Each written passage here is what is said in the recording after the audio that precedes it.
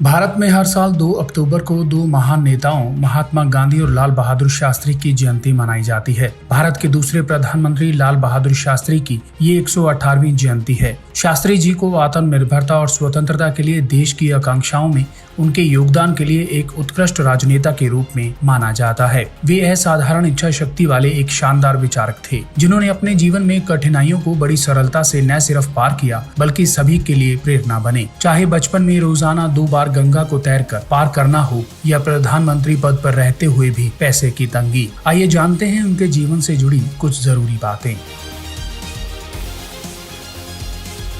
लाल बहादुर शास्त्री का जन्म 2 अक्टूबर 1904 को मुगल सराय, जो कि अब उत्तर प्रदेश में है, वहां हुआ। उनके पिता का नाम शारदा प्रसाद श्रीवास्तव और माता का नाम राम दुलारी देवी था। उनका नाम लाल बहादुर श्रीवास्तव था। बचपन में उन्हें प्यार से नन्हे कहकर पुकारा करते, क्योंकि वे जाति व्यवस्था के विरोधी थे, इसलिए उन्होंने अपना नाम से सरनेम हटा लिया था। लाल बहादुर शास्त्री ने अपनी शुरुआती शिक्षा प्राप्त करने के लिए कई तरह की कठिनाइयों का सामना किया। महज 1.5 साल की उम्र में पिता के निधन के बाद उन्हें चाचा के पास भेज दिया गया। जब स्कूल में दाखिला हुआ तो रोजाना मीलों पैदल चलना और गंगा नदी को पार करना पड़ता था। कहा जाता है कि वे रोजाना 2 बार गंगा नदी तैरकर स्कूल पहुंचते थे। वे किताबों को सिर पर बांध लिया करते, जिससे वे गीली न हों, क्योंकि उनके पास रोज नाव में बैठकर नदी पार करने के लिए पर्याप्त पैसे नहीं होते थे।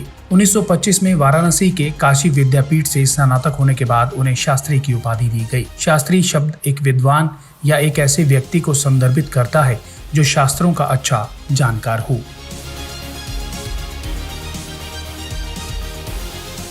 1946 में कांग्रेस की सरकार बनने के बाद शासन में रचनात्मक भूमिका निभाने के लिए योग्य उम्मीदवारों की तलाश की जा रही थी। तब पार्टी ने उन्हें उत्तर प्रदेश राज्य में संसदीय सचिव नियुक्त किया।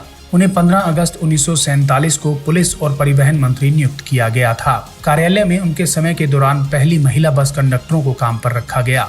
1951 में वे नई दिल्ली आए और केंद्रीय मंत्रिमंडल में कई विभागों को संभाला। वे रेल मंत्री, परिवहन और संचार मंत्री, वाणिज्य और उद्योग मंत्री, गृह मंत्री और फिर भारत के दूसरे प्रधानमंत्री रहे। ऐसा माना जाता है कि जब लाल बहादुर शास्त्री प्रधानमंत्री बने तब उनके परिवार ने उनसे एक कार खरीदने के लिए कहा। जब उन्हें फिएट कार के लिए 12,000 रुपए चाहिए थे, लेकिन उस समय भी उनके पास केवल 7,000 रुपए थे। कार खरीदने के लिए उन्होंने पंजाब नेशनल बैंक से 5,000 बैंक लोन के लिए आवेदन किया। उनकी वह कार अब नई दिल्ली के शास्त्री मेमोरियल में रखी गई है।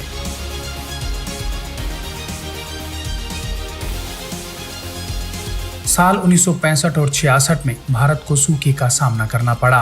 तब शास्त्री जी सभी देशवासियों को सूखे की मार से उभारने के लिए श्वेत क्रांति के जरिए लोगों की खूब मदद कर रहे थे।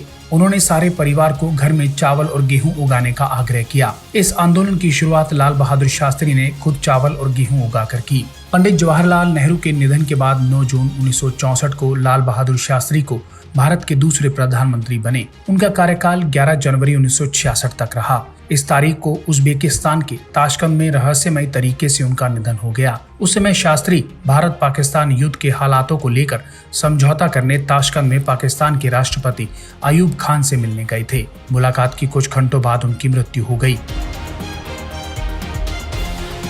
आपको जानकर हैरानी हो सकती है कि संसदीय लाइब्रेरी में उनकी मौत की जांच के लिए बैठी राजनारायण कमेटी की कोई रिकॉर्ड नहीं है।